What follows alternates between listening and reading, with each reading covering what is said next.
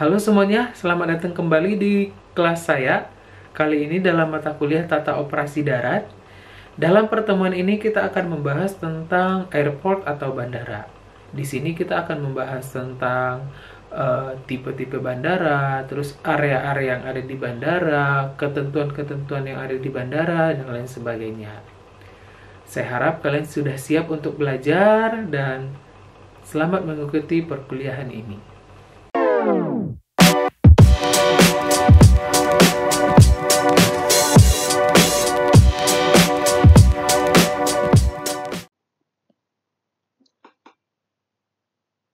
Airport atau bandar udara atau bandara. Dalam topik ini ada 6 subtopik yang akan kita bahas. Yang pertama adalah tipe-tipe bandara. Yang kedua, area-area yang ada di bandara. Yang ketiga, ground handling. Yang keempat, institusi yang ada di bandara. Yang kelima, security system. Dan yang keenam, istilah-istilah atau terminologi yang ada di yang kita langsung saja ke subtopik yang pertama, yaitu tipe-tipe bandara. Di sini ada 6 tipe bandara yang dimunculkan. Yang pertama adalah bandara untuk military atau untuk kegiatan militer. Jadi bandara ini benar-benar difokuskan untuk kegiatan militer dan tidak dibuka untuk kegiatan penerbangan sipil. Eh, Contohnya di sini adalah Halim Perdana Kusuma Jakarta. Namun beberapa tahun terakhir ini Halim Perdana Kusuma ini sudah dipakai untuk penerbangan komersil. Jadi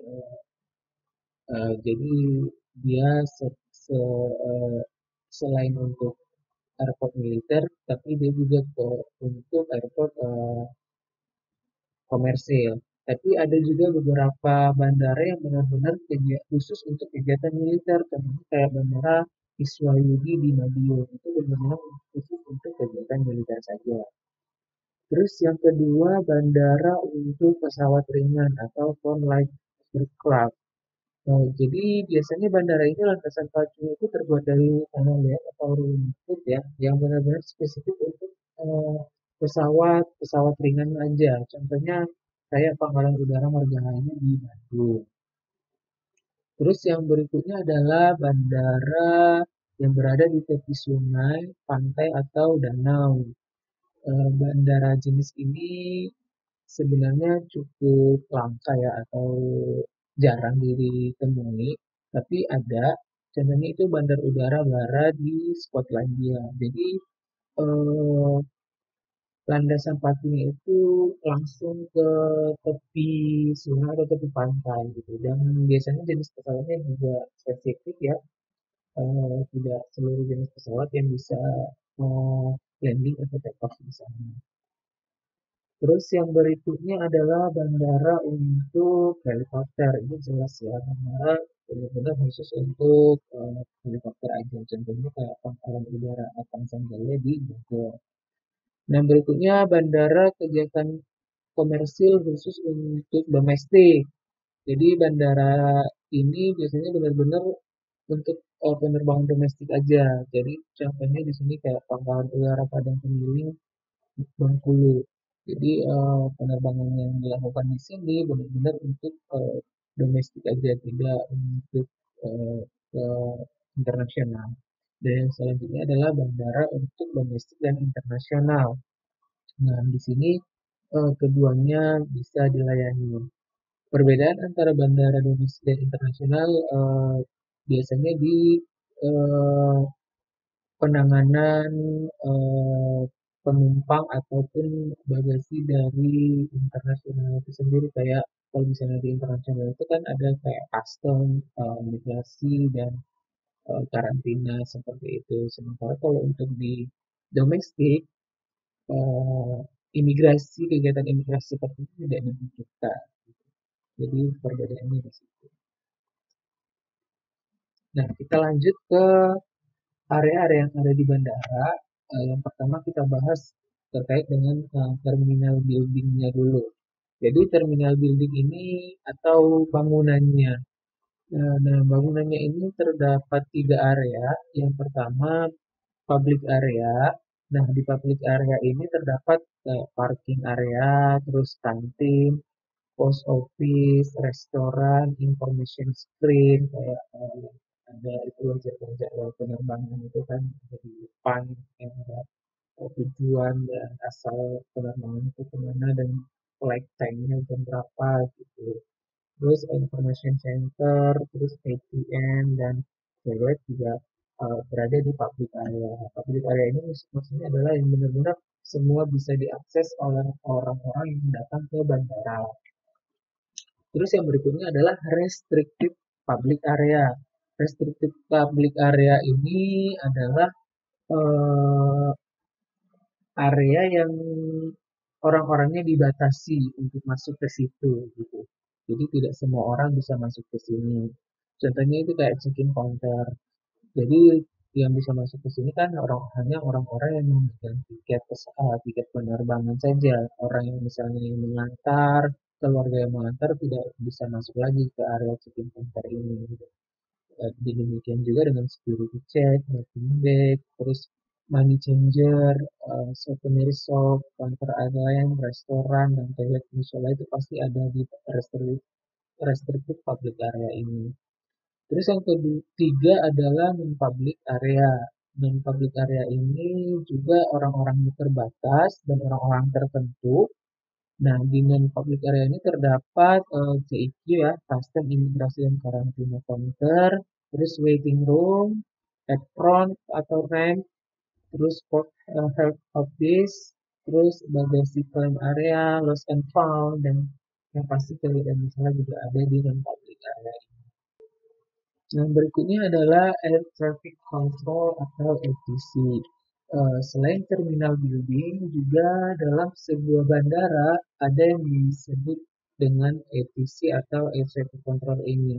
Jadi biasanya ada bangunan-bangunan tinggi, nah ini dinamakan dengan ATC. Setiap bandara pasti punya. Jadi fungsinya ini adalah untuk mengatur kegiatan penerbangan pada saat mau take off atau landing dan pada saat di jalur pesawat di udara juga. Nah, di sini dilakukan komunikasi antara petugas yang ada di ATC dengan pilot yang bertugas di pesawat. Eh, jadi biasanya petugas yang ada di ATC ini disebut dengan flight operation atau dispatch officer. Dan dari airline-nya juga akan memonitor.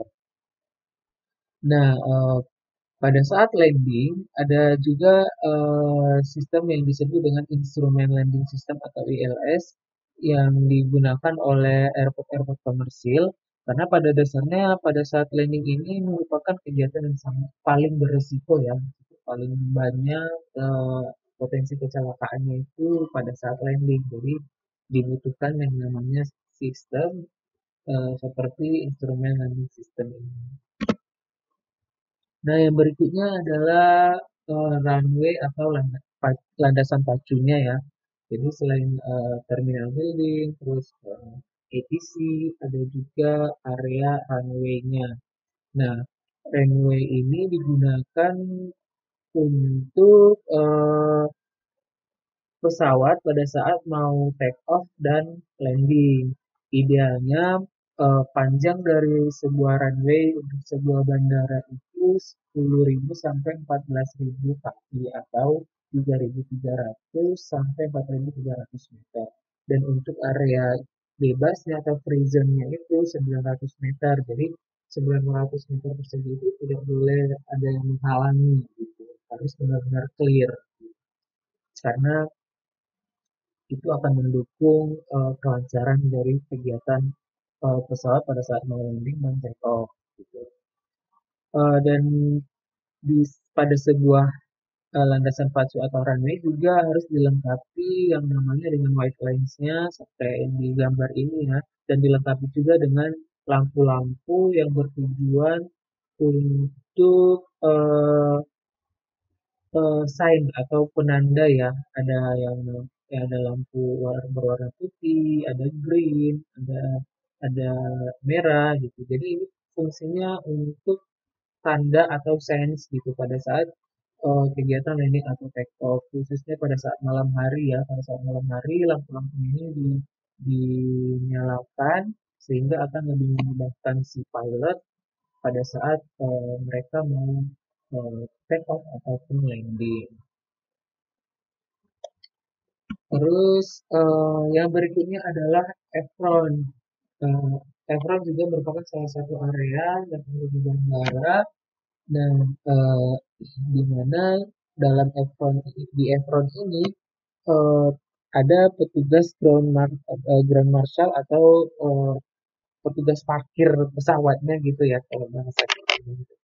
Jadi eh, jadi petugas-petugas ini biasanya bertugas untuk melakukan pemandu parkir untuk pesawatnya, terus untuk refueling atau pengisian bahan bakar, terus rising and lowering bagasi, mengangkut atau mengangkut bagasi, postman, dan mengangkut catering untuk penumpang.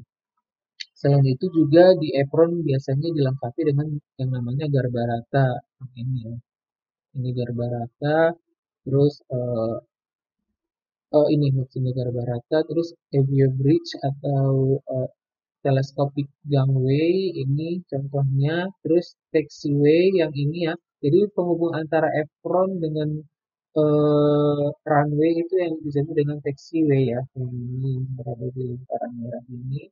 Dan hanggar. Hanggar biasanya untuk pesawat-pesawat yang lagi memiliki masalah di mesin atau apa gitu biasanya dimasukkan ke hanggar untuk diperiksa oleh teknisinya gitu. Jadi setiap bandara pasti memiliki hanggar. Nah, selanjutnya kita ke ground handling teknikal. Jadi ground handling teknikal ini ada 6 aktivitas yang dilakukan. Yang pertama itu kegiatan refuel atau pengisian bahan bakar. Bahan bakar untuk sebuah pesawat kan disebut dengan aftur.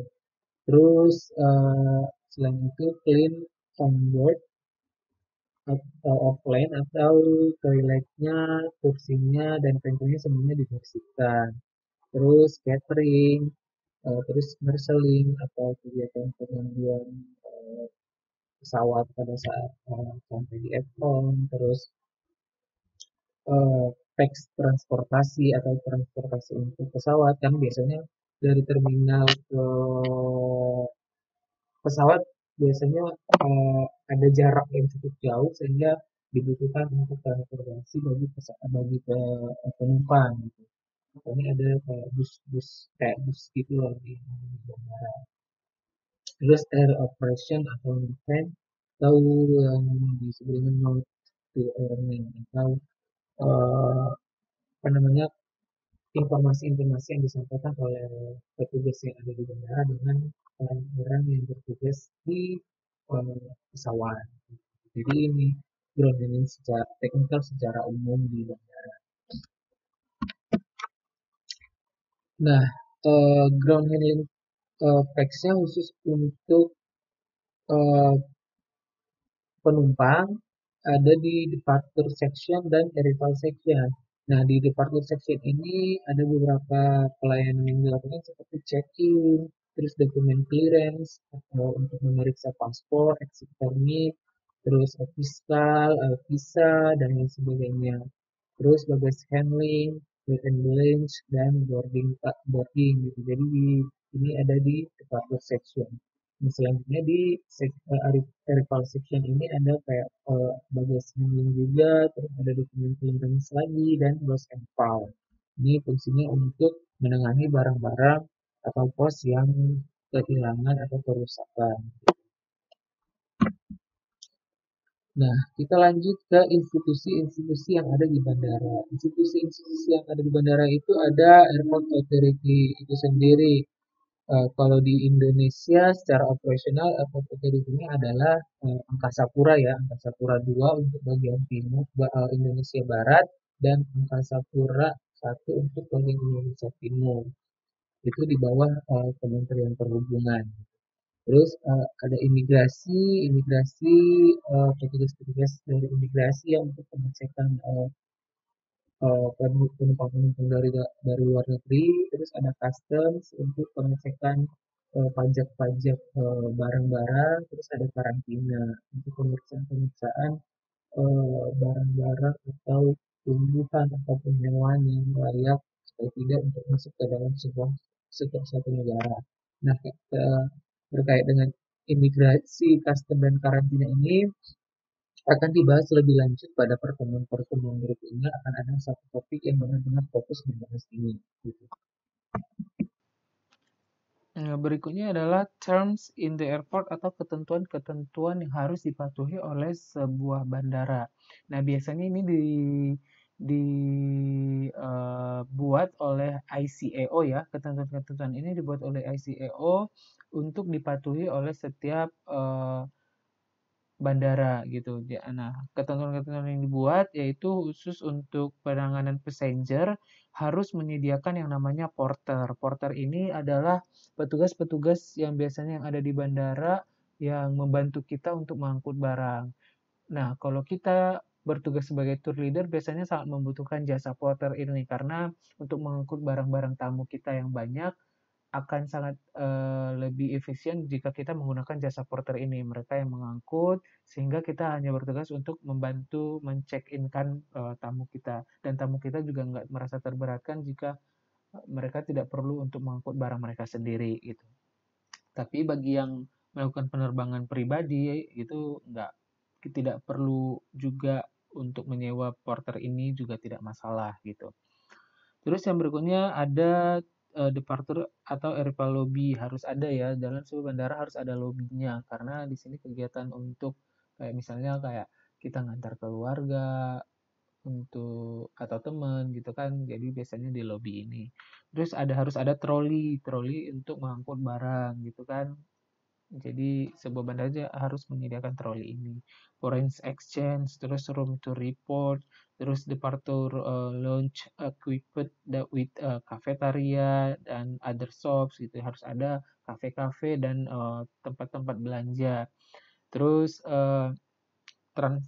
transport dari waiting room to the aircraft kayak tadi ya taxi uh, transportation gitu di bandara karena banyak sekali bandara-bandara yang ada itu dari terminalnya ke pesawatnya itu cukup jauh sehingga akan sangat lama jika penumpang-penumpang itu berjalan gitu kan sehingga dibutuhkan yang namanya public transportasinya.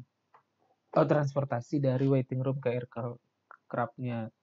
Terus terus ada public transportasi juga harus menyediakan ya. Misalnya kayak Bluebird gitu gitu kan public transportasi di bandara gitu. Terus yang berikutnya untuk penanganan bagasi atau barang-barang atau luggage ini eh, ketentuannya adalah barang-barang bandara baik itu yang di kedatangan ataupun keberangkatan itu harus melalui terminal. Jadi kita nggak bisa langsung ya ngangkat barang kita langsung dibawa ke pesawat gitu kan. Jadi harus melalui prosedur dulu melalui prosedur terminal itu karena nanti akan diperiksa gitu dan ditimbang dan lain sebagainya. Terus barang-barang yang tidak memiliki yang tidak apa namanya yang tidak dibawa oleh penumpangnya secara langsung juga misalnya kayak barang kiriman kargo gitu-gitu juga harus melalui warehouse gitu harus melalui gudang terlebih dahulu gitu jadi kalau misalnya kita ngirim barang atau jasa-jasa pengiriman barang itu biasanya harus melalui warehouse dulu baru dilanjutkan ke pesawat. Terus barang-barang yang membutuhkan penanganan khusus atau required handling specially ini kayak misalnya barang-barang yang mudah pecah atau berbahaya dan lain sebagainya itu ada ketentuan-ketentuannya gitu. Jadi sudah diatur. Nah, ketentuan di bandara juga harus ada yang namanya custom imigrasi dan karantina tadi yang sudah saya jelaskan di sebelumnya juga. Jadi kalau untuk custom ini biasanya untuk memeriksa barang-barang yang masuk atau keluar dari suatu negara ke negara lain gitu. Jadi harus diperiksa karena nanti akan ada penetapan pajak dan lain sebagainya, bea cukai dan sebagainya. Terus imigrasi dan health checks ini juga harus ada karena untuk memeriksa tamu penumpang-penumpang yang datang dari luar negeri ataupun dari dalam negeri mau ke luar negeri juga diperiksa di imigrasi ini. Nanti akan diperiksa ke eh, keperluan penerbangannya untuk apa dan lain sebagainya. Terus juga ada yang namanya karantina. Karantina ini untuk pemeriksaan kayak animals, plants atau tumbuhan, buah-buahan dan lain-lain harus diperiksa karena tidak sembarangan barang ataupun hewan dan juga tumbuh-tumbuhan yang bisa keluar masuk ke dalam dalam suatu negara gitu. Dan yang terakhir adalah PIV passenger juga harus melalui ketiga uh, ketentuan ini ya, harus melalui customs, kalaupun mereka membawa barang harus melalui imigrasi dan harus melalui karantina jika mereka membawa barang-barang animals, plants dan sebagainya. Jadi tidak ada pengecualian baik itu penumpang biasa ataupun PIV. Penumpang PIV wajib untuk melalui CEQ ini karena ini udah ketentuan dari ICAO. Nah, ini merupakan ketentuan-ketentuan yang dibuat oleh ICAO yang harus dipatuhi oleh sebuah bandara. Nah, yang berikutnya adalah security system di bandara. Security system di bandara ini terdapat di berbagai area yang ada di bandara. Yang pertama di public area juga harus ada security systemnya, terus restricted public area dan non-public area juga. Nah, berikutnya security check di passenger yang ada di depan ya, biasanya pas kita masuk bandara ada security check-nya dan yang ada X-ray dan lain sebagainya itu merupakan salah satu security systemnya X-ray ini ya. Terus custom check yang ada di petugas custom dan labeling atau identification tag itu yang bertugas untuk melabeli barang-barang kita gitu. Jadi penanganan keamanan-keamanan di bandara itu terdapat di 4 bagian ini gitu. Nah, sekarang kita masuk ke subtopik yang terakhir yaitu airport terminologi atau istilah-istilah yang ada di bandara. Ada banyak sekali istilah-istilah yang ada di bandara yang sebenarnya wajib kita ketahui sebagai seorang yang akan menggeluti di bidang usaha perjalanan wisata. Jadi dengan kita mengetahui istilah-istilah ini, kita dapat lebih apa namanya menguasai yang ada di bandara dan bisa memberikan advice yang lebih berkualitas kepada tamu pada saat kita mau melakukan perjalanan wisata atau tour gitu. Jadi banyak sekali contohnya misalnya kayak non-public area, load seat, apron, boarding pass, briefing office, disable goods, boarding lounge, dan lain sebagainya ini banyak sekali. Jadi ini wajib kita ketahui istilah-istilah ini dan maknanya apa. Sebagai seorang yang akan bergelut di bidang usaha perjalanan wisata. Nah, itu dia materi yang bisa saya sampaikan untuk pertemuan kali ini. Semoga bermanfaat dan sampai jumpa di kelas berikutnya.